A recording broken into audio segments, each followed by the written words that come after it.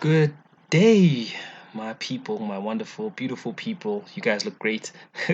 Hope you enjoyed, well, enjoying your week and also are taking in the material that I've provided. It seems like I'm churning out a lot of messages as of late, and it is a blessing, I suppose, as well.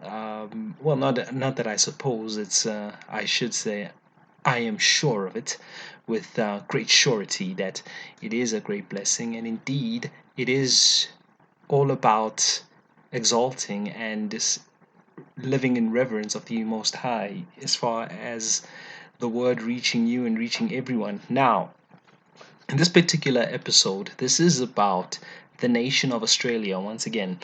And if you remember my very first episode and very first prophecy that I've ever published, it was on the nation of Australia, which was about Darwin City. And the link is in the description box, as always, below the main link for this prophecy. But I'll also tie that in and backlink it to this latest publishing because it is related to Australia. And yes, there's a few things that obviously that God has been telling me. Well, a few nations that He has had me addressing as of late in regards to my ministry and the whole prophetic realm and prophetic messages as such. So I'm not one of those people who just feels like I need to say everything every day. It's just no, no, no. This has just been that kind of period. And that God has just been giving me such profound visions and dreams and everything of the sort. And even so, with even people in my personal network and everything of the sort that I've had to send messages to in person and stuff like that. So this is not just some creating content for YouTube or anything of the sort. I assure you, I'm not even a friend of YouTubers per se, quite lately because of the nature of the stuff that I share. So that would, if anything, prove that quite the adverse or quite the opposite of what anyone would think as far as the churning out of these messages. So going back to the nation of Australia, and this one is in particular, this was a word that I received on the 27th of March, which was on Monday, if I do recall. Yes, it was Monday or Sunday. Sunday, I think. Yes, it must have been Sunday. It was Sunday, but it was like just before 12 o'clock. Like you know, like 11:45 or something of the sort. So it was just before that transition to the 28th. So it was very late in the Sunday. So leading into Monday.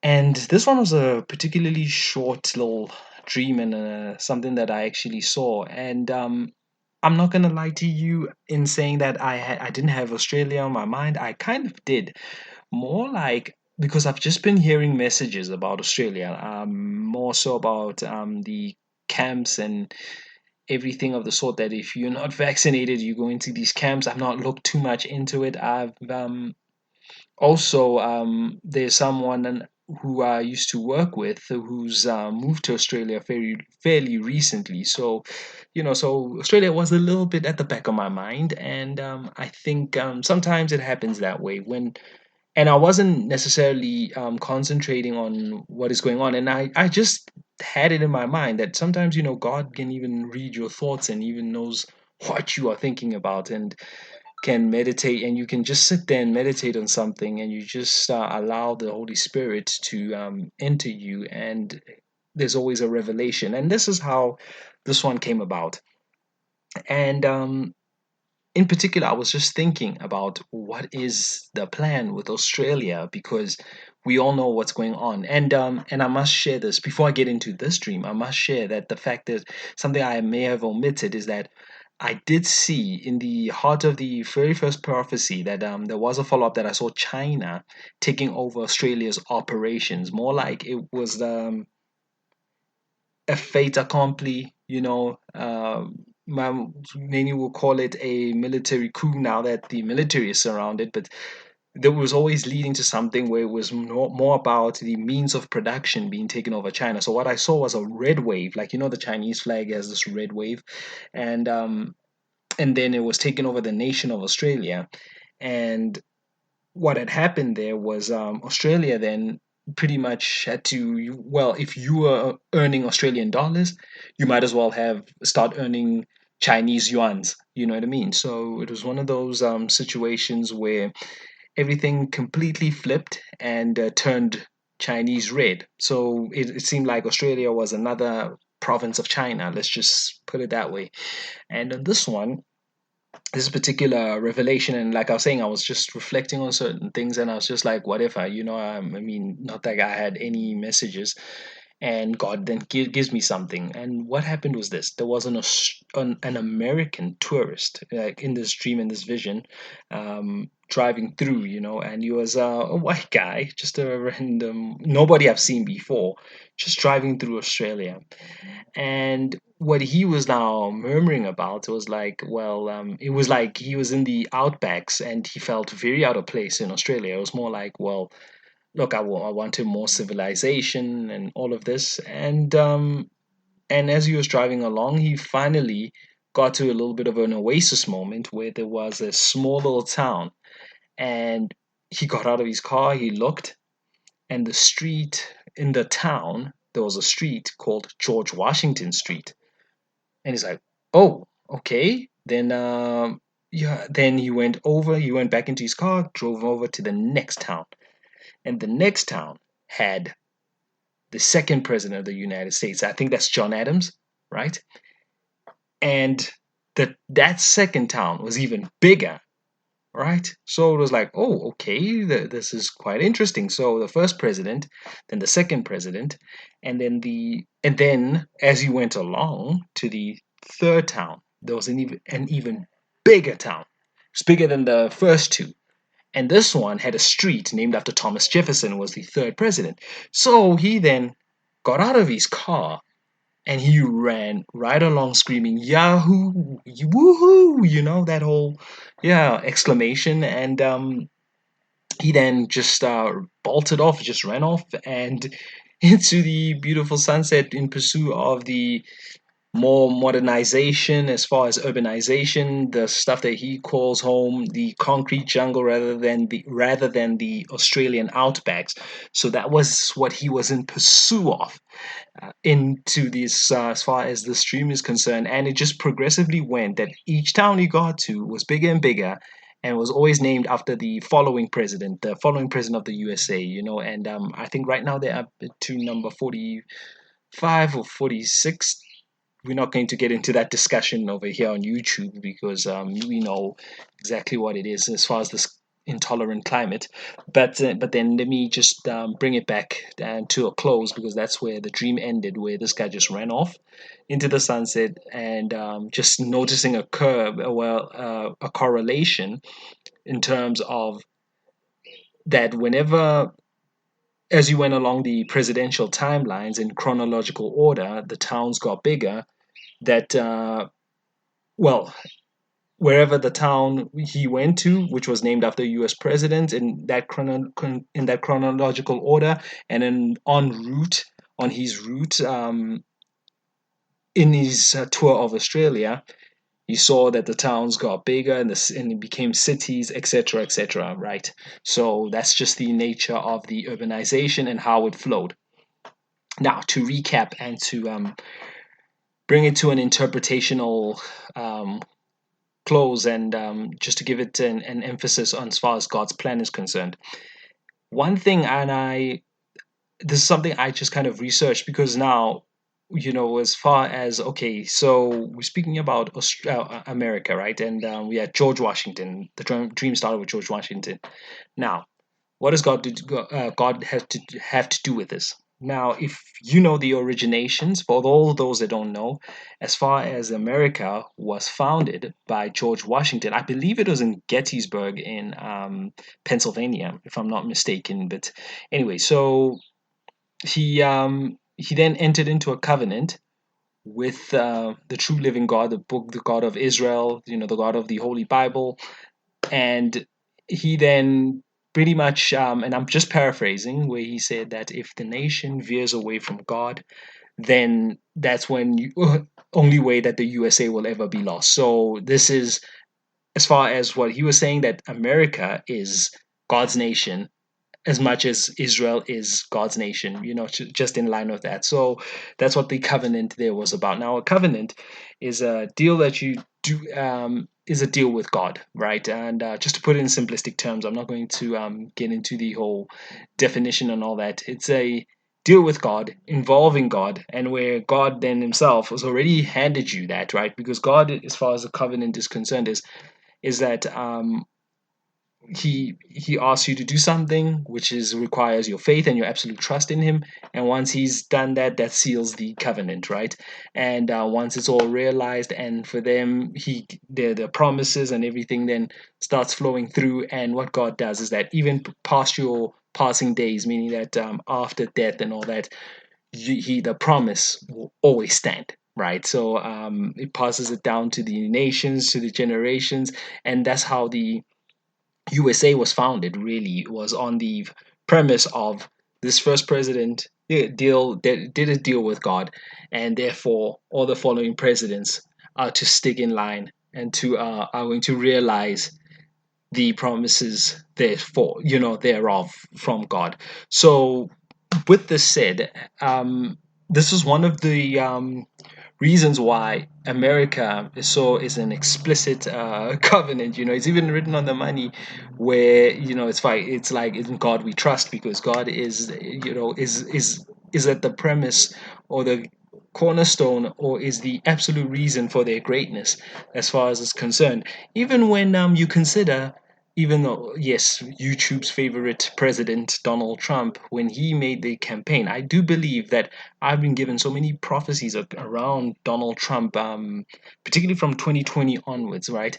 And when I got called into ministry and called into the body of Christ, that there's a lot of God's work is on the back end of Donald Trump, as far as making America great again, because his greatness is America's her greatness, as far as America, her greatness is a reflection of God's keeping his covenant and keeping the nation, and always remaining there. He never abandons his people, just as much as he held on to Israel. Like I had the other prophecy for, well, was not really a prophecy as per se. It was just more of a reassurance from the word of God that Israel, God still has you. You need to turn back, right? So with this one in particular, was just about saying that how the USA is maintaining its relationship with God, with the Most High God, and as far as that, it's locked into that covenant. Now, what has the what does Australia have to do with the American covenant and the deal done with George Washington with God? Now, this is quite an interesting thing that I was aware of, because I'm an economics, I'm an enthusiast, and something that I actually kind of found fascinating. And I just believed this because it was linked to economic progression, as far as and growth and development and commerce and everything. And that's one of my lanes, right? And something that um, God will always give me something. I do always believe that it was something that is within things that I'm well versed in, right? So things that I've sort of experienced, and things that I've also um, become akin to, as far as my knowledge is concerned. So this is this whole connection with Australia and the USA is that when Australia, I think it was on the back end of the 2008. I've got the links in the description box, like I said, when they wanted more funding from the USA, what was required is that Australia needed to do, let's say they wanted a loan from, I'll give you an example, let's say Apple, for an example, right? So Australia then had to register itself as an LLC on the Securities Exchange, as far as the USA is concerned, so that the USA knows that Australia cannot now change its laws, right, to then default on the payments as pertaining to the law. You know what I mean? So that's all the surety was about. So it's a thing called the Commonwealth of Australia. So I'm not too sure about the whole details. Please don't ask me too much about that. So I've linked people who have discussed that in depth. So that's not something I'm going to do on this video, because I'm here to preach the message of God. And this is what you must also remember: is that as far as God is concerned, and as far as the Word is concerned, because everything belongs to God, right? That's just the nature of God, and what the scriptures actually say. Now, in that, remember that treaties and agreements start with a word. And if you know John chapter 1 verse 2 to 3, if it starts with a word, the word was essential to all things in creation and all things belonging to God. So therefore, USA belonging to God would be transferred over, as far as the links and the words and the treaties and the binding agreements would put it in covenant to Australia. Now, the outbacks, as far as this concerned, it's a wilderness period for the nation of Australia, because I prophesied over the economic breakdown. But this is where the plan is going to come in, that as soon as when things start progressing, and the Australians start realizing that God will help them, like He did with the USA, as far as also what did for the nation of Israel, as far as liberating them from a difficult situation, as far as the wilderness is concerned. This is exactly what God is intending to do with Australia, that He will progressively get in there, and the USA is going to be central to that. Not too sure exactly in terms of the minute details as to how the USA's the trades and the trading agreements are going to concern, as far as the funding and sourcing is going to play out. But the USA has a very central part of this, so much so that that to commemorate the U.S. presidents, and to name the streets after them, in terms of the certain cities or the towns, whatever happens, and as far as the urban development and everything that's going to take place, is something that one should look out for, that the American influence is going to be there. Because one thing we all know about Americans, our civil liberties mean everything. That's right. I got mad love for Americans, man. So shout out to you guys. So yes, so so they are very much a nation that is all about their liberation, their liberties, their liberation. They're about their freedom and the freedom of expression. So I think with this said, is that they must just remember that Australia, as far as the following governors and as far as the presidents and everything that's concerned, is that they must just keep their deal with God and just keep their covenants with God. So we don't want a situation that happened with Darwin City, like I've spoken and I spoke about, as far as honoring people who do not want to acknowledge God. That is a big no-no. So that is one mistake that Australia needs to just go back to. And I always said, just always give credit, and always give credit to the one and true Creator, the only true living God, and that is the Most High Yahweh Jehovah. And much love to everybody. And if there's any questions or any point of clarifications that you want me to give, just let me know and hit me in the comment section. Otherwise, God bless, and we shall speak soon. Cheers and bye bye.